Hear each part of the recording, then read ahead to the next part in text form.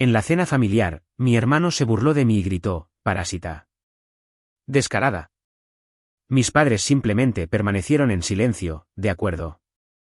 Yo solo sonreí y me marché. Pero 6 meses después, estaban rogando en mi mansión. Abrí la puerta y dije, «Bienvenidos a la mansión de la parásita».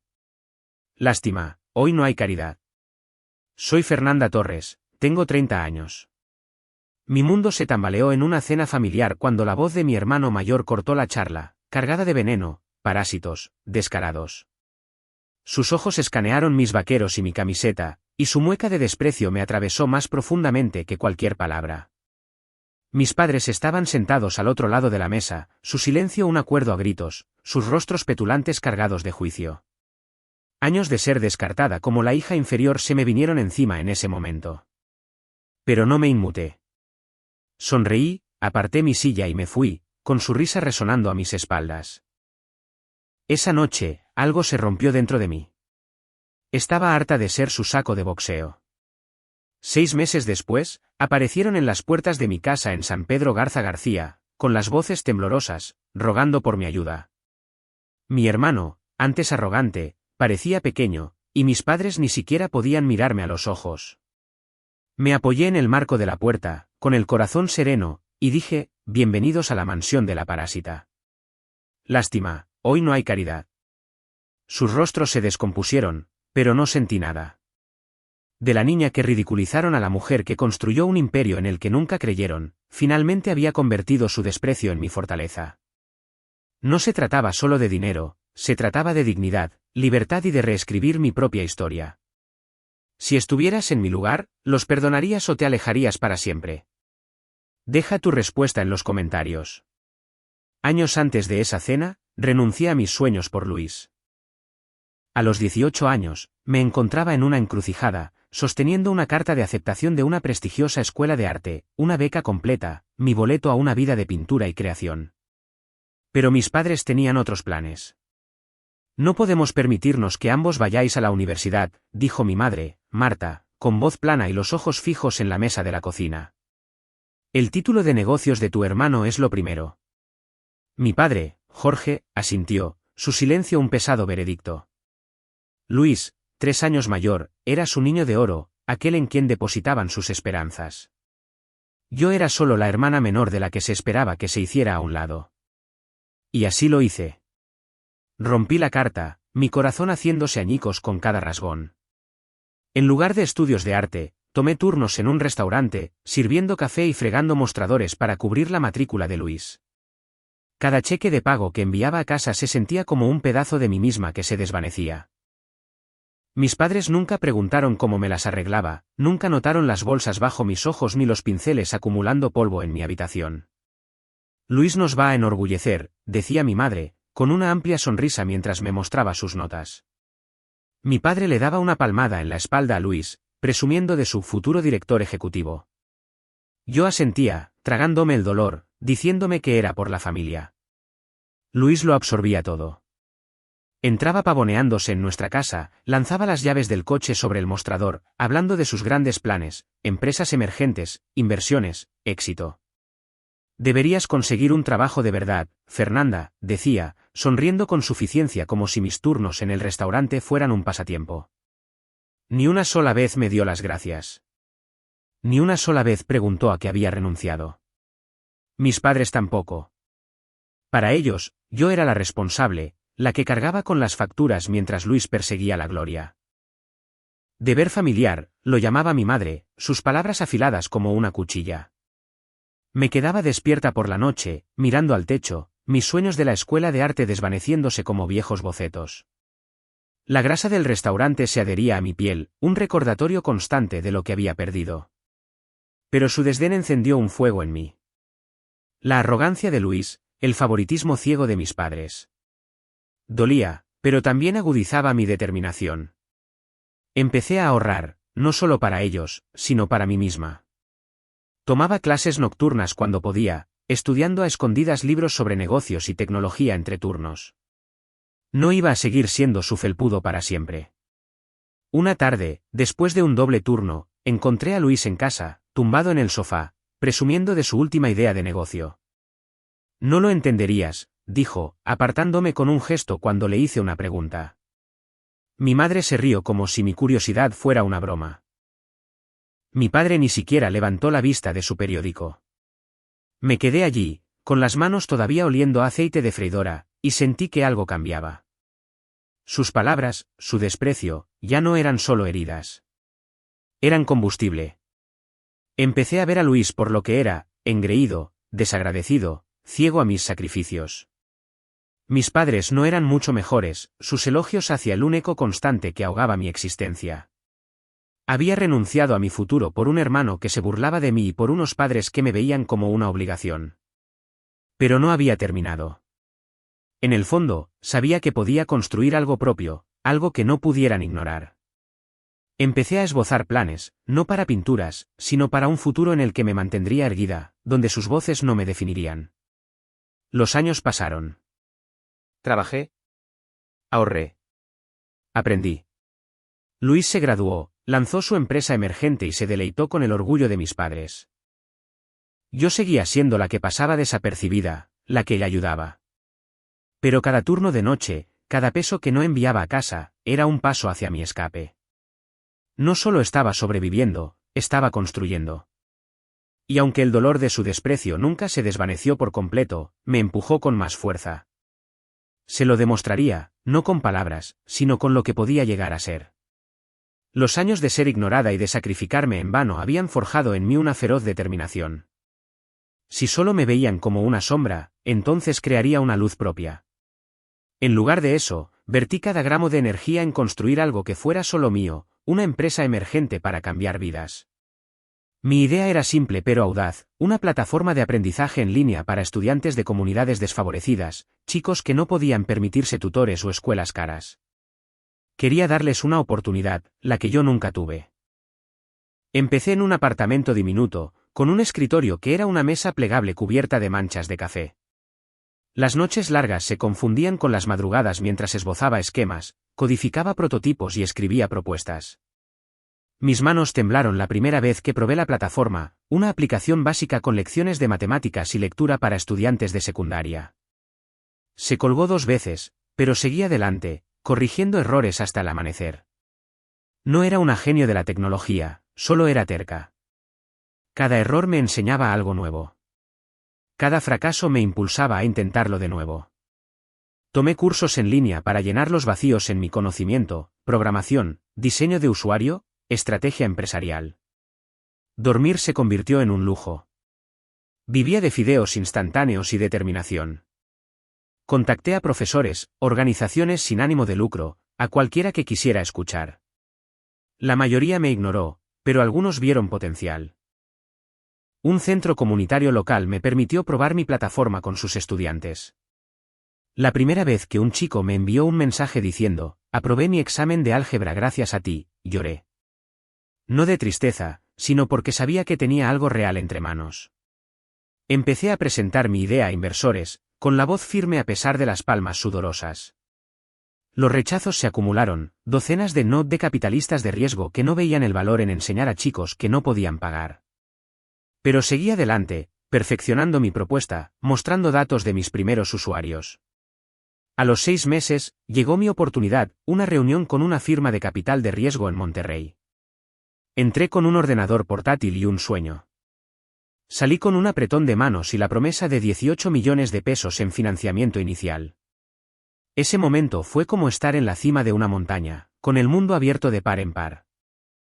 Con el dinero, contraté a un pequeño equipo, diseñadores, programadores y educadores que creían en la misión. Reconstruimos la plataforma, añadiendo lecciones en vídeo, cuestionarios y un robot de conversación para responder las preguntas de los estudiantes. Trabajé junto a ellos, revisando cada línea de código, cada plan de lección. Lanzamos en 3 distritos escolares, luego en 10. Los profesores enviaban correos electrónicos elogiando cómo nuestra aplicación ayudaba a los chicos que se habían quedado atrás. Los padres nos agradecían por hacer el aprendizaje gratuito y accesible. Mi bandeja de entrada se llenó de historias de estudiantes que habían encontrado esperanza a través de nuestro trabajo. Los números hablaban por sí solos. En un año, Teníamos 50.000 usuarios activos, luego 100.000. Escuelas de todo el país firmaron contratos, integrando nuestra plataforma en sus aulas. Negocié cada acuerdo yo misma, aprendiendo a mantenerme firme frente a ejecutivos que me doblaban la edad. El trabajo era agotador, pero cada contrato, cada usuario, era un ladrillo en los cimientos que estaba construyendo. No solo estaba creando una empresa emergente, estaba creando un legado. Entonces llegó la llamada de la revista Expansión. Querían incluirme en su lista 30 promesas de los negocios. Casi se me cae el teléfono cuando me lo dijeron. La sesión de fotos fue surrealista, yo, con una chaqueta que me había prestado una amiga, de pie bajo luces brillantes, sonriendo para una revista que había leído de adolescente. Cuando salió el artículo, lo leí sola en mi apartamento. Mi nombre en negrita, Fernanda Torres, revolucionando la educación para la juventud desfavorecida. No lloré esta vez. Simplemente me senté allí, asimilándolo. Lo había logrado. Yo. No mi familia, ni nadie más. Nunca les conté a mis padres ni a mi hermano nada de esto. Sus voces llamándome una carga, desestimando mi valor, todavía resonaban en mi cabeza. Pero ya no necesitaba su aprobación. Dejé de revisar sus mensajes, dejé de esperar que me vieran de otra manera. Mi valor no estaba ligado a sus elogios o a su desprecio. Estaba en las noches en vela, en el código que escribí, en los estudiantes a los que ayudé. Me estaba definiendo a mí misma paso a paso, y nadie podía quitarme eso. El mundo empezaba a notar lo que había construido. Las invitaciones para hablar en conferencias se acumulaban, pero me mantuve centrada en el trabajo. Mi equipo y yo planeábamos expandirnos a más estados, para llegar a más chicos. No sabía lo que me deparaba el futuro, pero sabía una cosa, esto era solo el principio. Mi plataforma no era solo un negocio, era la prueba de que podía superarme, de que podía crear algo que importara. Justo cuando mi nueva vida comenzaba a tomar forma, la sombra de mi familia regresó a través de un único mensaje de texto de mi madre, Marta. Cena este fin de semana, decía. Queremos reconectar. Sus palabras parecían una rama de olivo, pero dudé. Años de su desprecio pasaron por mi mente, pero una pequeña parte de mí esperaba algo diferente. Respondí con un rápido vale, me puse mis vaqueros y camiseta de siempre y conduje hasta la casa de mis padres, preparándome para lo que viniera. La mesa estaba puesta con los platos favoritos de mi madre, el aire denso con una calidez forzada. Mi padre me saludó con un seco asentimiento, sus ojos escaneando mi atuendo informal antes de apartar la mirada. Luis holgazaneaba a la cabeza de la mesa, su traje impecable, su sonrisa burlona más afilada. Unos primos y un tío ocupaban los otros asientos, su charla ligera pero tensa. Me senté en silencio, picoteando la comida, esperando la reconexión que mi madre había prometido. La máscara no tardó en caer. Luis se reclinó, haciendo girar su copa de vino, con la mirada fija en mí. Todavía vistiéndote como si estuvieras en la ruina, dijo, su voz lo suficientemente alta como para silenciar la mesa. Mis primos bajaron la mirada, incómodos. Pero Luis no había terminado. ¿Qué haces siquiera todo el día, Fernanda? Vivir de las sobras de mamá y papá. Su risa cortó la habitación, aguda y cruel. Apreté el tenedor, mi cara ardiendo, pero mantuve mi expresión neutral. Mi madre se removió en su asiento, con los labios apretados, pero no dijo nada. Mi padre miraba fijamente su plato, su silencio más elocuente que las palabras. Luis se inclinó hacia adelante, sus ojos brillando con burla. Eres una parásita, Fernanda. Descarada, gritó, golpeando su vaso contra la mesa, el vino derramándose por el borde. La habitación se quedó helada. Mi tío tosió con torpeza. Mis primos evitaron mi mirada, pero mis padres no se movieron. Sus ojos, fríos y aprobadores, me lo dijeron todo, estaban de acuerdo con él. Podía sentir el peso de su juicio, el mismo desdén que había soportado durante años. Pero esta vez, no era solo un desaire silencioso. Era público, crudo, con la intención de humillar. Mi corazón latía con fuerza, una tormenta gestándose en mi interior, pero me negué a dejarlo ver. Eché mi silla hacia atrás, el chirrido sonando fuerte en el tenso silencio, y forcé una sonrisa.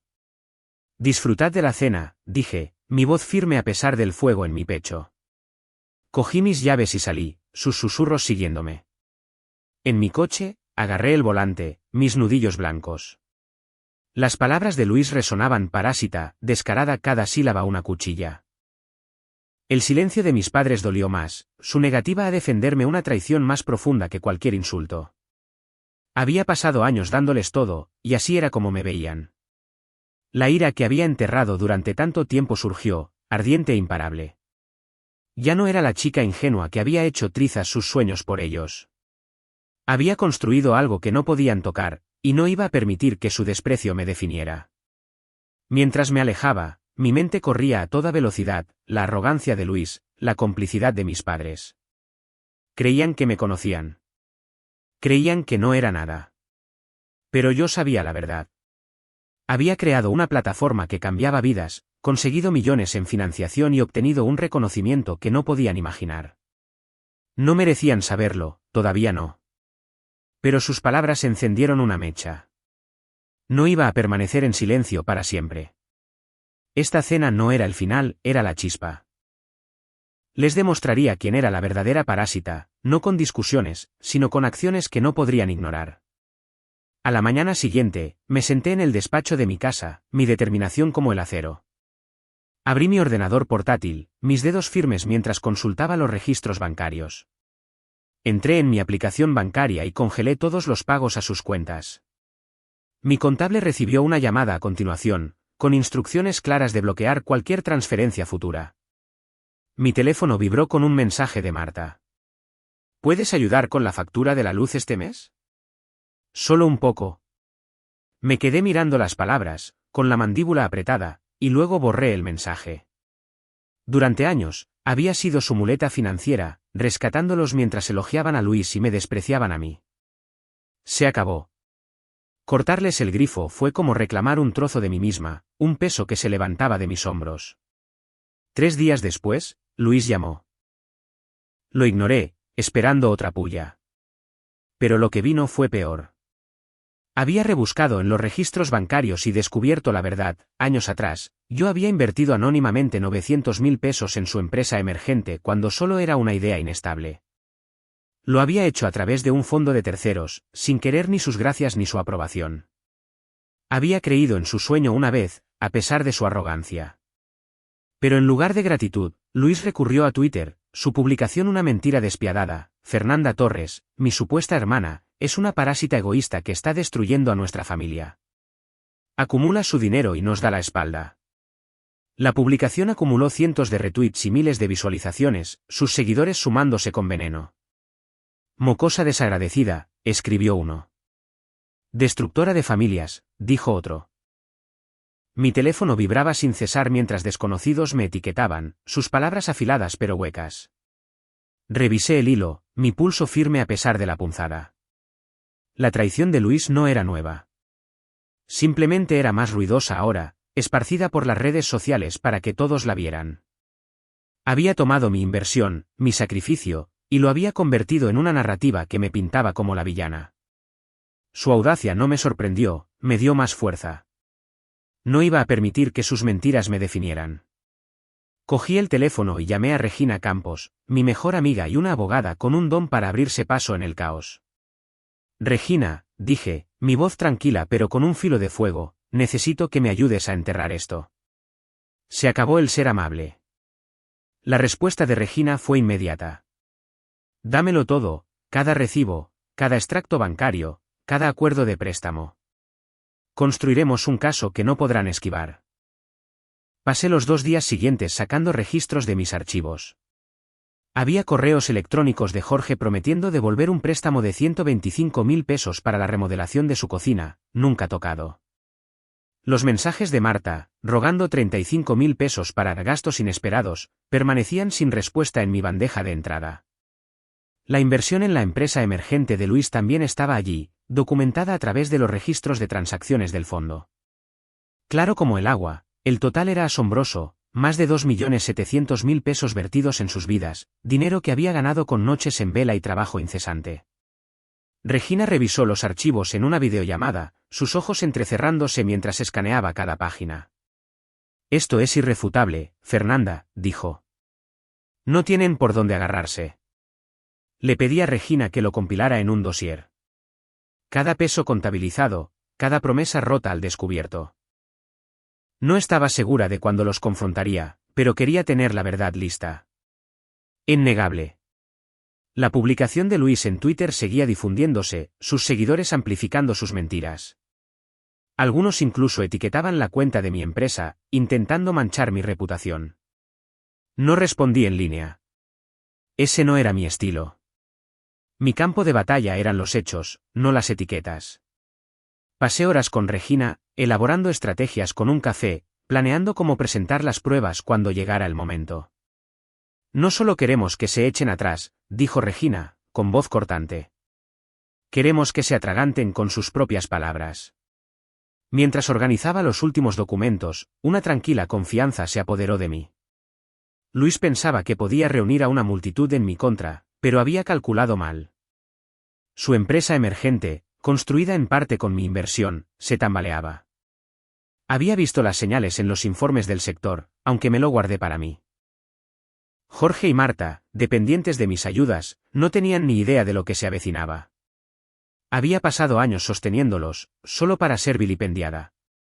Ahora, estaba reescribiendo la historia. El dossier no era solo una prueba de sus deudas, era un espejo, obligándolos a enfrentarse a su ingratitud. 6 meses después, sonó el timbre de la puerta de mi casa. Miré la cámara de seguridad y vi a mis padres y a Luis de pie fuera, sus rostros tensos bajo el sol de la mañana. Se me encogió el estómago, pero no me sorprendió. Había oído rumores a través de contactos del sector, la empresa emergente de educación de Luis se había hundido, desangrada por sus gastos imprudentes y decisiones a medias. No estaban aquí para disculparse. Querían algo. Pulsé el botón del intercomunicador y los dejé entrar, mi expresión indescifrable mientras me preparaba para lo que venía. Entraron en mi sala de estar, sus ojos recorriendo los muebles elegantes y las amplias ventanas. Marta apretaba su bolso, sus nudillos pálidos. Jorge evitaba mi mirada, con los hombros caídos. Luis, sin embargo, se mantenía erguido, con la mandíbula apretada como si todavía tuviera algo que demostrar. Les indiqué el sofá, pero se quedaron de pie, el aire denso de expectativas no expresadas. Tenemos que hablar, Fernanda, dijo Marta, su voz suave pero temblorosa. Luis está en problemas. Su empresa se ha hundido. Necesitamos tu ayuda. Me recliné en mi silla, dejando que el silencio se alargara. Luis se movió, con las manos metidas en los bolsillos, pero no habló. Jorge carraspeó. Es solo un mal momento, dijo, su tono suplicante. Tú tienes los medios, Fernanda. Podrías ayudarle a recuperarse. La audacia me golpeó como una bofetada. Después de años de su desprecio, después de las mentiras de Luis en Twitter, estaban en mi casa pidiéndome que lo salvara. No me inmuté. En cambio, cogí mi ordenador portátil y lo abrí con una calma deliberada. Antes de hablar de ayuda, dije, mi voz firme, hablemos de deudas. Giré la pantalla hacia ellos, mostrando el dossier que Regina había preparado. Correos electrónicos, extractos bancarios y acuerdos de préstamo firmados llenaban la pantalla, cada uno un testimonio de su ingratitud. 90.000 pesos para el préstamo de tu coche, Jorge, dije, haciendo clic en un recibo escaneado. 55.000 para las facturas médicas de Marta. 180.000 para vuestro sistema de aire acondicionado. Y Luis, 1.080.000 pesos para tu matrícula universitaria, pagada íntegramente. Sin hacer preguntas. Hice una pausa, dejando que las cifras calaran. Eso suma más de 3.600.000 pesos. Nada de eso devuelto. La cara de Marta se sonrojó, sus ojos bajando al suelo. Jorge se movió, su boca abriéndose y cerrándose. La bravuconería de Luis se resquebrajó, sus mejillas enrojeciendo mientras tartamudeaba. Eso no es justo, Fernanda. Yo no te pedí tu dinero. Nos lo lanzaste para hacerte la heroína. Su voz se alzó, a la defensiva, pero carecía del veneno de sus antiguas burlas. Levanté una ceja, impasible. Que no lo pediste, dije, mostrando otro correo electrónico, uno suyo de hacía años, rogando por solo un poco de ayuda para cubrir el último semestre de su matrícula. Esto dice lo contrario. La habitación se quedó en silencio, el peso de las pruebas asfixiante. Las manos de Marta temblaban mientras apretaba su bolso con más fuerza. No sabíamos que era tanto, susurró, su voz apenas audible. Jorge desvió la mirada, su rostro una máscara de vergüenza. Luis intentó recuperarse, cruzando los brazos. ¿Y qué? Ahora eres rica. Puedes permitirte ayudar. Mi empresa emergente era sólida hasta que el mercado se hundió. Casi me reí. Su empresa no había fracasado por el mercado. Fue su mala gestión, sus ostentosos alquileres de oficinas, su negativa a escuchar a los asesores. Había visto los informes. Los números no mentían. Me levanté, cerrando el ordenador portátil con un suave clic. Me llamaste parásita, Luis, dije, mis ojos fijos en los suyos. Lo gritaste delante de todos, y todos asentisteis. Así que, déjame enseñarte algo. Hice un gesto hacia la habitación que nos rodeaba, los suelos de mármol, el arte en las paredes, la vida que había construido sin su ayuda. Bienvenidos a la mansión de la parásita. Lástima, hoy no hay caridad. Las palabras cayeron como una cuchilla, afiladas y definitivas. A Luis se le desencajó la mandíbula, su bravuconería desaparecida. Marta ahogó un grito, cubriéndose la boca con la mano. Jorge simplemente se quedó mirando, su silencio más elocuente que cualquier súplica. Caminé hacia la puerta y la abrí, mi postura inflexible. Ya habéis tomado suficiente, dije. Devolved lo que debéis, y entonces hablaremos. Hasta entonces, no volváis. Luis empezó a protestar, pero Jorge le puso una mano en el hombro, negando con la cabeza. Los ojos de Marta se llenaron de lágrimas, pero no discutió. Salieron arrastrando los pies, la puerta cerrándose tras ellos con un pesado estruendo. Me quedé sola, mi corazón sereno, el peso de sus expectativas finalmente desaparecido. Habían visto la verdad, y yo había visto su vergüenza. Por primera vez, me sentí libre. Una semana después, estaba en un escenario, frente a jóvenes soñadores. El centro comunitario de la ciudad bullía de energía, lleno de adolescentes de escuelas desfavorecidas, sus ojos brillantes de curiosidad. Había organizado este taller gratuito de educación tecnológica para compartir mi plataforma de aprendizaje en línea, una herramienta que había construido para dar a chicos como ellos una oportunidad para alcanzar sus ambiciones. El proyector brillaba detrás de mí, mostrando lecciones interactivas que había diseñado, módulos de matemáticas, fundamentos de programación, herramientas para liberar su potencial. Pero no se trataba solo de software. Quería que escucharan mi historia, que supieran que podían superar cualquier obstáculo, tal como yo lo había hecho. Ajusté el micrófono, mi voz firme al empezar. Soy Fernanda, dije, recorriendo a la multitud con la mirada, y construí esta plataforma porque creo en vosotros. Pero no fue fácil. Mi propia familia me llamó inútil, me dijo que nunca llegaría a nada. Veían mis sueños como una carga, mis esfuerzos como una broma. La sala se quedó en silencio, los chicos inclinándose hacia adelante. No mencioné a Luis, Jorge ni Marta. No era necesario. El dolor de su desprecio era universal, un peso que estos chicos entendían. Podría haber dejado que sus palabras me definieran, continué, pero elegí construir algo más grande que sus dudas. Vosotros también podéis. El taller se desarrolló sin problemas. Guía a los adolescentes a través de las funciones de la plataforma, mostrándoles cómo acceder a los cursos de forma gratuita, cómo seguir su progreso y cómo convertir ideas en realidad. Una chica en la primera fila, de unos 15 años, levantó la mano. ¿Y si tu familia no cree en ti?, preguntó, su voz pequeña pero decidida. Sonreí, recordando mis propias batallas. No necesitáis su aprobación, dije. Vuestro valor no está en sus palabras. Está en lo que creáis, en lo que devolvéis a la comunidad. Seguid adelante, incluso cuando sea difícil. Su asentimiento, decidido y brillante, hizo que se me hinchara el pecho. Por esto había luchado, por esto había seguido construyendo. A medida que avanzaba el día, respondí preguntas, compartí consejos y observé a los chicos sumergirse en la plataforma, su entusiasmo contagioso. Un chico con zapatillas gastadas se quedó hasta tarde, jugueteando con un módulo de programación, su sonrisa amplia cuando consiguió que su primer programa funcionara. Momentos como estos me recordaban por qué lo había dado todo en este trabajo. No se trataba de demostrarle a mi familia que se equivocaba, se trataba de ayudar a otros a levantarse, de darles las herramientas que yo había deseado cuando tenía su edad. El taller terminó con aplausos, pero la verdadera recompensa fue su esperanza, su empuje y su negativa a dejar que el mundo los detuviera. Mientras tanto, las consecuencias de las acciones de mi familia se extendían. La reputación de Luis en el mundo de los negocios se había desmoronado. Su venenoso arrebato en Twitter llamándome egoísta se le había vuelto en contra. Los conocedores del sector, conscientes de su empresa emergente fallida y su gestión imprudente, vieron a través de sus mentiras. Los inversores le dieron la espalda, poco dispuestos a financiar a alguien que había difamado a su propia hermana mientras ignoraba su apoyo. La noticia se extendió rápidamente en los cerrados círculos empresariales. El nombre de Luis se convirtió en sinónimo de arrogancia y fracaso.